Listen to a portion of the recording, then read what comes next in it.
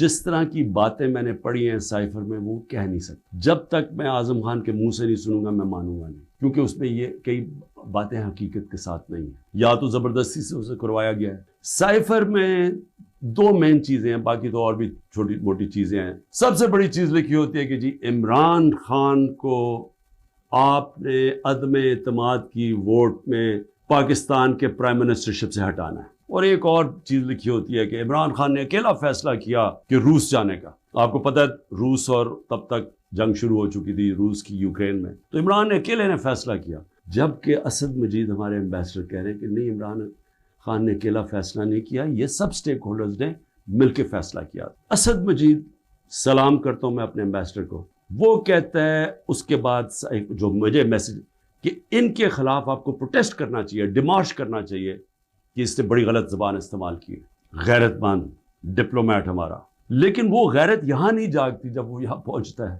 جب میں یہ دیکھتا ہوں کہ یہ کہہ رہا ہے ایک ایمبیسڈر کو کہ اپنے پرائم منسٹر کو آپ نے ہٹانا ہے، تو پھر میں دیکھتا ہوں کہ یہ میرے لیے تو نہیں ہے. ایمبیسڈر تو مجھے جواب دے ہے، تو مجھے کون ہٹا سکتا ہے؟ پاکستان میں مجھے کون ہٹا سکتا تھا؟ ایک ہی آدمی، جنرل باجوہ.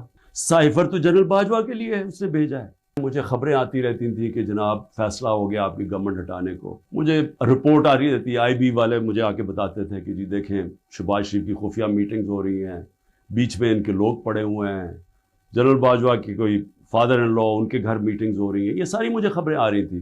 لندن کسی کو بھجوایا جا رہا ہے، تو میں مانتا نہیں تھا. میں جنرل باجوہ کو جب ملتا تو وہ کہتے تھے ہو ہی نہیں سکتا، ہم تو کنٹینیوٹی چاہتے ہیں. کون پرائم منسٹر کو ہٹا سکتا ہے سوائے ایک آدمی کے جس کے پاس پاور ہے؟ پاکستان میں پاور ادھر ہی ہے، سپر کنگ ہے، سب پوچھنے والا کوئی نہیں ہے، لیکن پاور ہی پاور ہے. اس کے بعد اگلے دن عدم اعتماد اسمبلی میں ٹیبل ہو جاتی ہے، اور ایک دم ہمارے لوگ ہلنا شروع ہو جاتے ہیں. اور پھر ہمارے اتحادی وہ بھی ایک دم ہمارے سے خوش نہیں ہوتے. لیکن یہ یاد رکھیں کہ یہ ٹائم کون سا تھا؟ یہ وہ ٹائم تھا جب پاکستان کی اکانومی 17 سال میں سب سے بہتر امپروو کر رہی تھی.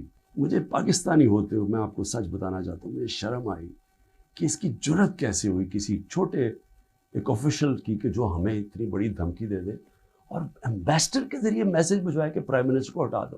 لیکن اس کی غلطی نہیں تھی، شرم یہاں نہیں آ رہی تھی. جن لوگوں کی ذمہ داری تھی کہ قوم کی حفاظت کرنا، جس آدمی کی کہ قومی وقار کو بچانا، قومی غیرت، وہ ساتھ ملا ہوا. یعنی یہ سارا پلان ادھر سے شروع ہوا تھا. میرے اوپر غداری کا ایک پرچہ کر دیا ہے کہ جنرل فیصل نذیر کو میں نے ڈرٹی ہیری کیوں کہا، سائیکوپیتھ کیوں کہا. میرے اوپر غداری کا پرچہ لگ جاتا. میں پھر سے کہتا ہوں کہ اگر ہم نے یہ کرنا ہے اپنے ملک کے ساتھ کہ کسی ادارے کو، اگر میں کسی جج کی بات کروں گا تو میں ساری جوڈیشری کے خلاف ہو گیا، اس کا مطلب کیا؟ میں پولیس کے خلاف کروں گا تو ساری پولیس کو میں نے برا بھلا کہہ دیا. یہ تو ہم اپنے ملک کو تباہ کر رہے ہیں. یہ پلیز میری قوم، آپ یہ سمجھ جائیں ایک بات، اگر معاشرے سے آپ تنقید ختم کرتے ہیں، آپ معاشرے کی قبر کھود دیتے ہیں.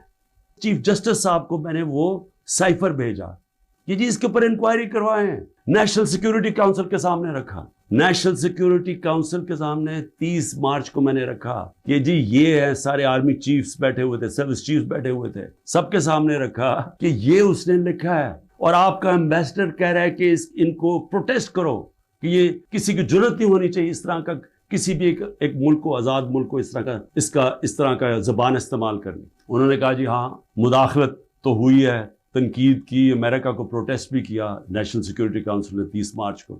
میں حیران ہو گیا کہ صرف جی ہم ڈیمارش کرتے ہیں. آپ انکوائری کرنی چاہیے تھی، پوچھنا چاہیے تھا، لکھنا چاہیے تھا کہ اس نے کیوں یہ کہا. اور انکوائری جب ہونی تھی تو ایک آدمی نے سامنے آ جانا تھا، جنرل باجوہ نے. مسلسل یہ جناب ان کی میٹنگز ہوتی تھی، ان کی وہ چارج افیئر سے ملتے تھے. کیا ISI کو نہیں پتا تھا کہ پچھلے 3 مہینے کے اندر ہمارے پارلیمنٹیرینز، ہمارے PTI کے بیک بینچرز اور یہ اپوزیشن لیڈر سے بار بار امریکن ایمبیسی میں جا رہے تھے. ارشد شریف نے پورا پروگرام کیا، بتایا کہ کون سے دن کون سے لوگ گئے.